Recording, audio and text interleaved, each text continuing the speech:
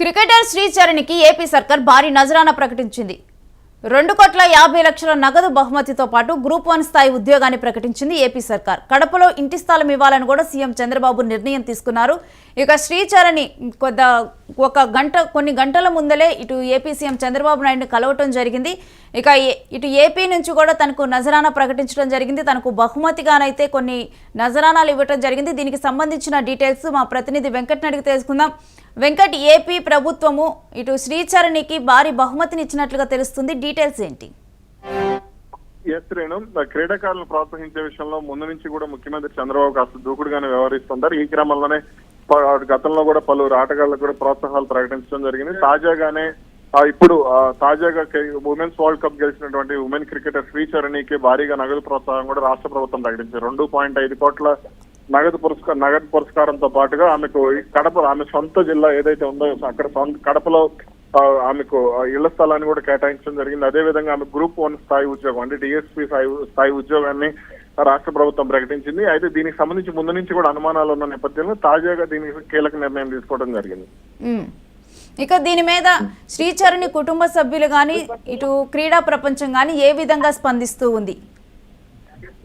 ఖచ్చితంగా సంతోషపడే విషయం. ఎందుకంటే మహిళా క్రికెటర్లకు గతంలో ప్రోత్సాహకాలు ఉండేవి కాదు, కానీ ఇప్పుడు మాత్రం క్రమంగా వాళ్ళను ప్రోత్సహిస్తూ రావటం ఇవన్నీ కూడా జరుగుతూ వస్తున్నాయి. పివి సింధు దగ్గర నుంచి కూడా మహిళా క్రికెటర్లను ప్రోత్సహించే విషయంలో రాష్ట్ర ప్రభుత్వం దూకుడుగా వ్యవహరించడం, అంటే రాష్ట్ర ప్రభుత్వం అంటే తెలంగాణ కానీ ఇటు ఆంధ్రప్రదేశ్ కానీ కాస్త ముందుకు వెళ్తున్న పరిస్థితి ఉంది.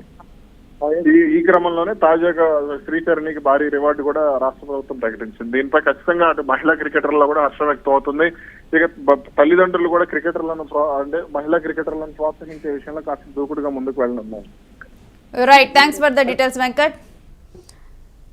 ఇక శ్రీచరణ్కి ఏపీ సర్కార్ కూడా భారీగా నజరానా ప్రకటించింది. అంటే తనకి ప్రోత్సాహం లభించింది ఏపీ సర్కార్ నుంచి కూడా. తను 2,50,00,000 నగదు బహుమతిని అందుకోవడంతో పాటుగా కూడా తన గ్రూప్ 1 స్థాయి ఉద్యోగాన్ని కూడా ఏపీ సర్కార్ ప్రకటించింది. ఇక తన స్వస్థలం కడపలోనైతే ఇంటి స్థలం ఇవ్వాలని కూడా సీఎం చంద్రబాబు నిర్ణయం తీసుకోవటం అయితే జరిగింది. ఇక ఈ మేరకు కూడా ఈ నిర్ణయం మీద హర్షం వ్యక్తమవుతుంది.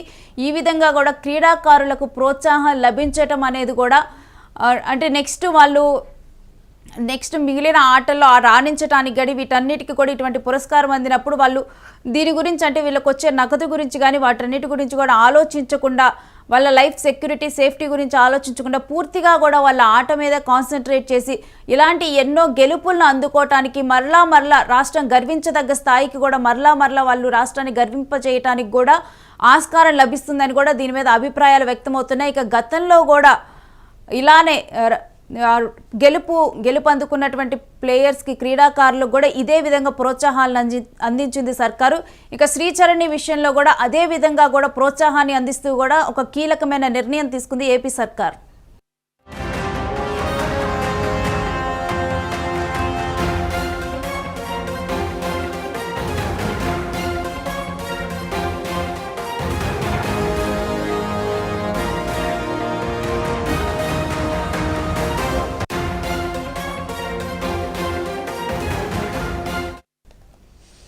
ఇంకా శ్రీచరణ్కి అయితే ఒక గౌరవప్రదమైన పురస్కారం లభించింది ఏపీ ప్రభుత్వం నుంచి. తనకు నగదు పురస్కారము లభించింది. మరొకవైపు తనకి కడపలో స్వస్థలం దగ్గర కూడా ఇటు ఇల్లు ఇవ్వాలని చెప్పి కూడా స్థలం ఇవ్వాలని చెప్పి కూడా ఒక నిర్ణయం తీసుకోవడం జరిగింది. ఇక గ్రూప్ 1 స్థాయి ఉద్యోగాన్ని ప్రకటించారు. ఈ రకమైన ప్రోత్సాహాలు అనేవి కూడా ముఖ్యంగా కూడా మహిళలకి క్రీడలో మరింతగా రాణించడానికి నెక్స్ట్ ఇప్పుడు వరల్డ్ కప్ గెలిచిన తర్వాతే చాలామంది మహిళా క్రికెటర్లు కానీ మిగిలిన వాళ్ళు ఎవరైతే క్రికెట్ మీద ఆసక్తి ఉన్నారో వాళ్ళకి భవిష్యత్తు మీద ఒక గ్యారంటీ కానీ ఒక భవిష్యత్తు మీద ఒక నమ్మకం అనేది ఏర్పడింది. వీరందరూ కలిసి కూడా నెక్స్ట్ క్రికెట్ మహిళా ఫ్యూచర్ను కూడా మార్చేశారు. వీళ్ళని ఇన్స్పిరేషన్గా తీసుకొని కూడా అనేక మంది కూడా ఇప్పటికే క్రీడల్లో కూడా మాకు భవిష్యత్తు ఉంటుంది. ఎందుకంటే ఒకప్పుడు చూసుకుంటే క్రీడల్లో ఎక్కువగా కూడా ఎవరైనా ఆటలకు వెళ్తుంటే ఎందుకు చదువుకోవచ్చు కదా అని చెప్పి అనేవాళ్ళు. అలాంటిది ఇలా కొంతమంది శ్రీచరణ్ ఇలాంటి వాళ్ళు కూడా ముందుకు వచ్చి వాళ్ళు గర్వించదగ్గ స్థాయికి వెళ్తూ ఉన్న క్రమంలో కూడా పేరెంట్స్ ఇవన్నీ చూసి కూడా క్రీడలు వీటిల్లో కూడా భవిష్యత్తు అనేది వాళ్ళకు ఉంటుంది. దీంట్లో కూడా ఇప్పుడు తినకు క్రీడల్లో కూడా ఇప్పుడు ఆటల కోటాలోనే క్రీడా కోటాలోనే తనకి గ్రూప్ 1 స్థాయి ఉద్యోగం లభించడం జరిగింది. ఇలా క్రీడల్లో రాణించినా కానీ వాళ్ళకి డెఫినెట్గా కూడా భవిష్యత్తు అనేది ఉంటుంది అనేది పేరెంట్స్కి కూడా ఒక నమ్మకం అనేది క్రియేట్ అవుతుంది.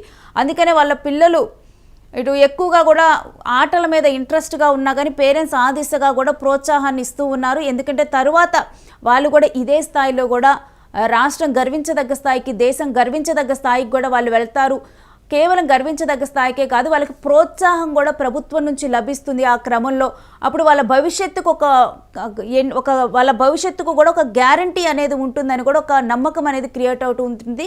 అందుకని ఎవరైతే క్రీడల్లో రాణిస్తూ ఉంటారో వాళ్ళకి కూడా ప్రభుత్వం నుంచి ఇటువంటి ప్రోత్సాహాలు అందుతూ ఉంటాయి. దీనివల్ల ఏంటంటే క్రీడల్లో ఇంకా కూడా రాష్ట్రం మున్ముందుకి వెళ్ళటానికి, రాష్ట్రంలో మరింత క్రీడాకారులు, ఆటల మీద ఇంట్రెస్ట్ ఉన్న వాళ్ళు ముందుకు రావటానికి ఇలాంటి ప్రోత్సాహాలు అనేవి కూడా చాలా కీలకం.